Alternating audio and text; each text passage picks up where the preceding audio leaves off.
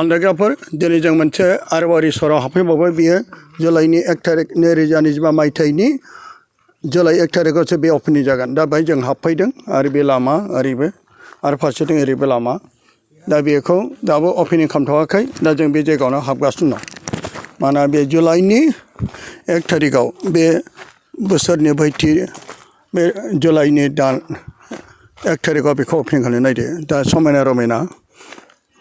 बिबारफोर गायदों आरो बे रिसर्टआ बे रायमना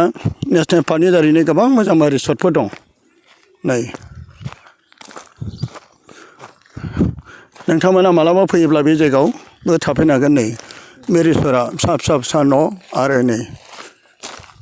जों दा नुगासिनो दं अन्दागाफोर बे रिसर्टआव गोबां मानसिफोर बेरायनो फैयो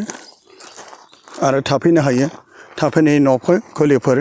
आरो बेखौ 1 तारिख जुलाइआव बेखौ अपेनिं खालामनाय जागोन नै बे जायगायाव हाबलांगासिनो दं दाबो अपेनिं खालामाखै न'खौ बानायगासिनो दं टाइल्स होगासिनो दं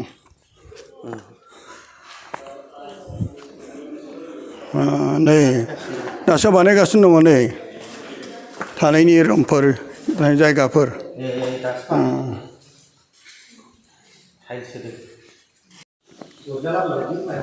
बे जायगाया मा बे संग्रा खावग्रा नै गोदानै बे संग्रा खावग्रा डाइनिं हल जागोन बे जायगायाव दाबो बानायगासिनो दङ रायमना नेसनेल पार्कनि खाथियाव थानाय बे मोनसे मोजां रिसर्ट आरो जोङो दा बे जायगाखौ गोदानै बानायनायखौ नुदों दाबो रुमफोरखौ सिङाव दङ गिदिर गिदिर रुम दं नै जों एसे गिदिर रुम दं माथो साब्रै साबा सयजनसो जिरायनो उन्दुनो हागोन आं नोंसोरखौबो नै लाबाय नोंसोरखौबो लाबाय आं नोंसोरखौ लाबाय समायना आरफ'फोर बादिसो नुदों नोंसोरखौ दे आं न' बिगोमाजों लाहैनोसै लादो फैदों अन्दागा लोगोफोर जों बाहाय हाबफैदों बे जायगायाव जिरायनायनि बे जायगायाव जिरायो जों दा सफैबाय नै बे रिसर्टनि मालिकआ दंना गैया आदसा आदायानो ना दे मोजांथार गोजोननाय लागोन दे आं एसे आदा जों एसे मोगा मोगि लानोसै आदा आदसा बे रिसर्टखौ नोङो माब्ला अपेनिं खालामगोन आरो बे रिसर्टनि मुङा मा नाम बेखौथ' आं मिथिया गथ'नि सायावसो थाबाय गथ'नि सायाव औ गथ'आसो बेखौ बानायगोन नालाय बानायनोबो बिन बानायखादों औ ओमफ्राय दा ओरैनो लामसाम 1 तारिखआव होनना बुंदों दा सैथोना मिथिया हास्लाबोना हास्लाबा खामानि दङ नालाय फैगौ जुलाइ मासनि अपेनिं खालामनाय खोथा अब्लाबो दा बेनिखायनो माखासे टाइल्सफोर होगासिनो टाइल्सआथ' होजोब्बायानो ओमफ्राय दा वेरिं दंबाव वेरिं एफा एनै दंबाव बेखौ कमप्लिट खालामगोन ओमफ्राय रं होगोन आरोखि आदसा बे गासै मोनसे मोननै मोनथाम मोनब्रै मोनबा माने बिदि गिदिर मोनसे दा बे मोनबा फिसा फिसा न'फ्राव बे गासैबो थानायनि केपासिटि दं थानायनि केपासिटिया बै गंबा न'आ बेयाव थागोन आरोखि बेयो हमस्टे ना थानायनि लजिंफोर दं बेनिफ्राय बेजों लोगोसे बे रिसर्टनि नामखौ मा दोनो रिसर्टनि नामखौ मा दोनोथाय बेखौबो आं बुंनो हाया आरोखि दाबो मा दोनगोन बेखौ सानथ'वाखै नोंनि गथ'आसो दोनगोन औ आंनि गथ'आसो दोनगोन आरोखि आदसा बे हाया खय बिगा दं बेयाव 6.5 बिगा दं 6.5 बिगा जोबोर मोजां बे जायगाथ' बेनिफ्राय बे मोजां बार खोलो खोलो बार बारनाय मिथिंगानि आरो समायना रमायना खाथियाव नेसनेल पार्क थाबाय आरो गुबुन गोजान हादरनिफ्राय एबा खाथिनि एबा गोजाननि मानसिफ्रा थाफैनायनि सुबिदाफोरखौ दा जोंनि मानसिफ्रा साननो हानाया जोबोर मोजां मानोना बिसोरो गोजाननिफ्राय फैना बबे जायगायाव थानो हाग्रायावथ' थानो हाया फरेस्ट अफिसाव थानो हाया बेखायनो जोङो बे रां खामायनायनि थांखिल' नङा बिसोरखौ सहाय खालामनायनिबो आरो एसेल' बेसेनजों बिथांमोननि थानाय सुबिदा खालामना होनाया जोबोर इसोरनि नोजोरावबो जोबोर बोर गोनां आरो दा बे मोजांथार बाय मिथिंगानि बारहावाफोर गोग्गो बारहावा गुबुन हादरफ्रावबो जेरै बेबायदिनो सुइजारलेण्डफ्राव जेरै गुबुन जायगायाव बिफां लाइफां समायना रमायना बिबार बिलाइफोरजों दा जोंनो दा बे नेसनेल जेरै रायमना नेसनेल पार्क खुलिनायाथ' जोबोर मोजां जादों औ मोजां जादों बिराद मोजां मा जादों बुंनो सानो आदाया दा नेसनेल पार्क बेथ' खुलिनायाव माने बिफां लाइफांखौबो लाखिनो हाबाय जिब गोग्गो जुनार बारहावाखौबो मोजां लाखिनो हाबाय आरो जिब जुनारखौबो लाखिनो हाबाय बिनि सोमोन्दै माबा एसे बुंनो हागोन नामा आदाया गोदोहायथ' नेसनेल पार्क जायै समावहाय बिदिनो जों पाब्लिकफ्रा औ दंफां लाइफां दानो बिजनेस खालामोमोन औ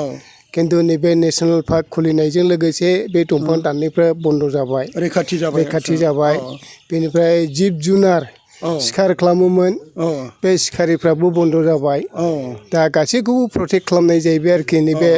नेसनेल पार्क खालामनाय लोगो लोगो बे गासैबो सेफटि जाजोब्बाय आरो सेफटि जाबाय दा बे हिसाबै बिफां लाइफाङानो मानसिनि जिबनथ' दा बिसिनि बारहावा बेनिफ्राय बिसिनि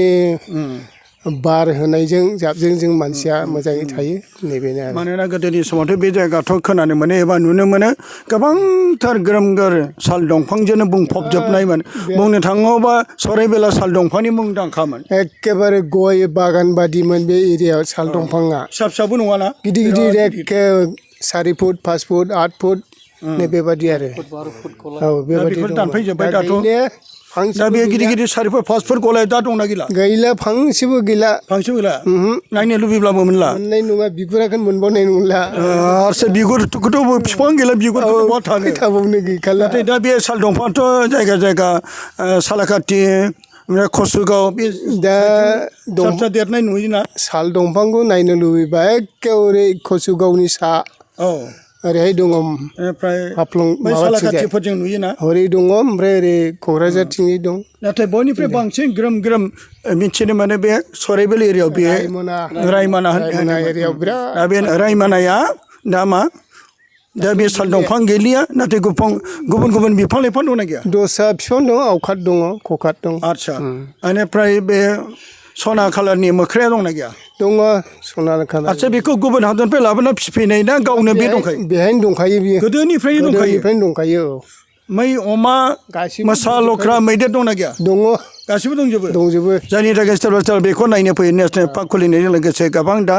रिसर्टबो खुलिनानै माखासे एसे गाव गावनि गसंथानो हानाय साख्रि बाख्रिनि अनगायैबो जों बे माखासे बिजनेसाव दा बेखायनो आदाखौ जोबोर गोजोननाय थाबाय दा नोंनि गथ'नि मुङा मा बेयो मा बे समनाथ नार्जारि आदसा दा बेखौ खुलिदों ना जोबोर मोजां दा जोंबो बाहाय फैनानै दा आंनि चेनेलखौथ' मिथियाना नोङो Jyoti prime ministry Jyoti prime ministry आंनि चेनेलनि मुङा दा बेनिखायनो आंनि गोजोननायखौ नोंथांनो जासिनाय जाबाय ज्यति प्राइम मिनिस्ट्रि हामबायसै दसे जोंनि थाखाय मोजां सम होनो थाखाय दे हामबायसै बे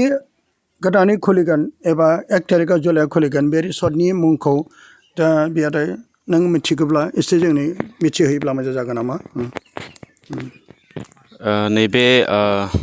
गोदानै जे लुखांजानाय रिजर्ट दिनै बिनि मुंखौहाय बे अनारजों आरो आंजों जों सम सम रायज्लायनाय जायो गोबां जों मुंफोर नागिरबाय नाथाय थांनाय सप्तायाव जों मोनसे फाइनाल खालामनाय जाबाय बेखौ पाब्लिकनो मिथिहोथ'वाखैमोन दा खावलायनायलाय आं बेखौ मिथिहोनो गोसो जादों बे रिजर्टनि मुङानो जागोन रायमना जंगल रिट्रिट जेरावनाखि बेबादि ओरैबादि मोजां जायगा जेराव साइलेन्स खुनु डिस्टारबेन्स गैया बेयाव मिथिंगानि जे समायना रमायना आरो गोबां बिबार बारिफोर बिफांफोर बेयाव नुबाय दा बेनिखायनो जेब्ला बे रिजर्टआ अपेनिं जागोन फैगोन 1 जुलाइ 2025 आरो बे रिजर्टआनो जागोन रायमना जंगल रिट्रिट बयखौबो हांख्रायहरनाय थाबाय रायमनायाव दावबायबोयोबा निस्सय बे रिजर्टआव फैनानै जाफैनो हागोन आरो थाफैनो हागोन जानाय थानाय गासैबो लजिं गासैबो दं गासैबो थाजोबगोन बेयाव अब्ला जों दा अनजाग्रा बिएड अफिसार प्रफेसार बसुमतारिनिफ्राय बे रिजर्टनि नामखौ जों मोजां मिथिबाय मानोना बिथांमोना अपेनलि खोन्थाथ'वाखैमोन जों मिथिबाय आरो बिथाङाबो खावलायबाय माब्लाबा नोंथाङा थाफैयोब्ला बे जायगायाव फैनो हागोन आरो बे जाय समायना रमायना नेसनेल पार्कआव बेरायनो फैब्ला बे बार खोलो खोलो बार बारनाय साइलेन्ट दावराव दावसि गैया हांगामा गैया गोजोन जायगा बे जायगायाव नोंथांमोना फैनो हागोन जे जायगायाव गोजोन जायगाफ्राव बयबो थानो लुबैयो नोंनि दुखु न'खरनि सिन्था टेनसन गोबां डिप्रेसनजों सिन्थाजों नारसिनजायोब्ला बे साइलेन्ट जायगाफ्राव फैनानै नोंथांमोना बे जायगायाव नांगौबा इसोरखौबो बे जायगायावबो आर'ज खालामनायजों लोगोसे थाफैनो हागोन गोजोन जायगा मानोना बै समाव जिसु ख्रिस्ट'आबो गोजोन जायगायाव अलिभ हाजोआव बियो बियोमोन बेनिखायनो बे गोजोन मोनसे अलिभ हाजोफोर बायदि जायगा मोनसे साइलेन्ट बेनिखायनो नोंथांमोना बे जायगायाव फैगोन होननानै मिजिंथिबाय आंबो बे जथे प्राइम मिनिस्टारनिफ्राय बयखौबो खावलायबाय गोजोन्थों दे